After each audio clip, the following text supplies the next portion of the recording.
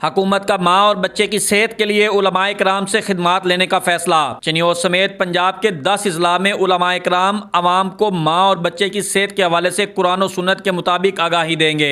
हमारे नुमाइंदे मुदस्सर फलक के मुताबिक हुकूमत पंजाब की तरफ से अवाम को इस्लामी रूह से माँ और बच्चे की सेहत के हवाले से आगाही देने के लिए काम शुरू कर दिया गया है। चिन्योट समेत पंजाब के 10 अजला में प्रोजेक्ट शुरू किया गया है, जिसके पहले फेज में 65 उलमाए कराम 1 जनवरी से काम शुरू कर देंगे। उलमाए कराम जुम्मा की तकारीर, निकाह के वक्त होने वाली तकरीर और दीगर इज्तिमाआत में अवाम को दीन इस्लाम में माँ और बच्चे की सेहत का किस तरह ख्याल रखा जाता है इस बारे में आगाही देंगे।